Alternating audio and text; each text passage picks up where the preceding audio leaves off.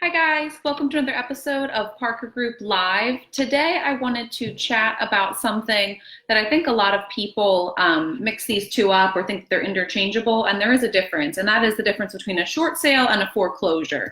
So if you're looking at properties, you've probably seen a lot of properties that are listed as one or the other, and they are different, and it means different things to you as a buyer, which stage of the process the home is in.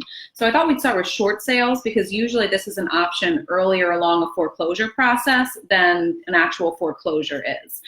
So what a short sale basically means is that the bank has not yet foreclosed on a property for which the owner may or may not be behind in payments. So kind of the definition of a short sale is that the market value of that home is less than the amount owed on the mortgage. And so in order to complete a short sale, the bank actually has to agree to collect less money than what is owed on the loan. And that's kind of what makes short sales so complicated, is that you're actually almost dealing with two sellers there. The owner of the home still does technically own the home. However, everything that happens also has to be approved by the bank because they are agreeing to take a loss on the property. And so in order for a bank to approve and say, yes, we're going to take less than the amount that we lent you on the property, usually a couple factors have to come into play. So one, the seller might have to prove financial hardship and show that they cannot keep up with their payments anymore.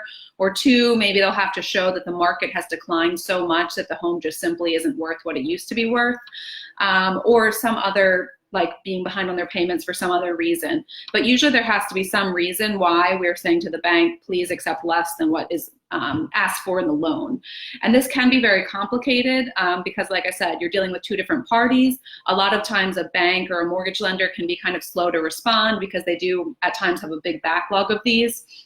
And the other thing to consider here is that timing is really important, because if the property is already in the foreclosure process, you're trying to buy it before it officially becomes repossessed by the bank. And so timing can be really tricky here. And for that reason, a lot of times with short sales, you'll see a third-party short sale negotiator come in, which is a company that just really specializes in this process. And they know all the details of how to prove hardship.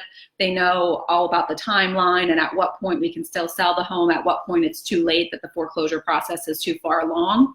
And then the last thing to think about with short sales is just the time involved is going to be longer. Just by the nature of the fact that you're dealing with two parties, you have to first of all have the bank approve to even sell as a short sale. Then they're going to actually have to approve the offer. And as you go through the process, you're going to have to be in constant communication with the bank. The other thing to think about, which can complicate things in a short sale, is obviously the owner of the home does not have enough money to actually pay off their loan at settlement. Usually that means they also are not going to have enough money to complete repairs. And if you're the buyer, your bank may require that certain repairs be done before they're willing to finance that home. And then you're in a difficult position of who's going to pay for those repairs if the seller can't, and you might not want to invest that money before you actually own the property. So those are some things to think about with a short sale. Now, a foreclosure is kind of after that process. So once that person has been delinquent on their mortgage enough that the bank has actually already come back in and repossessed the property, that's when we call it a foreclosure. And so the difference with these properties is that the bank actually is the owner. You are not dealing with the seller anymore. They've been evicted. They no longer own the property, and it's only the bank. Something to consider when you're dealing with a bank is you still are probably going to deal with a little bit less responsive of a quote-unquote seller than you would in a normal sale. They are obviously selling many houses at a time. They don't necessarily need to respond to you right away, so you may just have a little bit more of a lag time in your response. Therefore, it can at times take longer than a usual sale, although usually not quite as long as a short sale does. The other thing to consider with a bank is they are always going to run things completely like a business. They're not making emotional decisions. So they want to make as much money as they possibly can.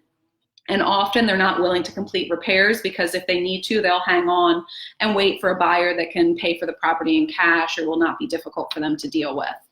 There's also a lot of extra paperwork, which there is for a short sale too, but a bank is just going to be always dotting their I's and crossing their T's and making sure that they protect themselves from a legal standpoint. So those are kind of the differences between short sales and foreclosures. If you are looking at one or the other and have specific questions about the property that you're considering, please reach out to us or anyone on our team. They can be confusing, and you do want to make sure that you work with an agent that's familiar with these processes so that you don't get yourself into a difficult situation. I hope this was helpful. I hope you guys are all not out there melting today. If you're like me, I'm ready for some fall weather and to be able to wear pants outside without sweating. So I hope everyone has a wonderful day. I'll talk to you next week.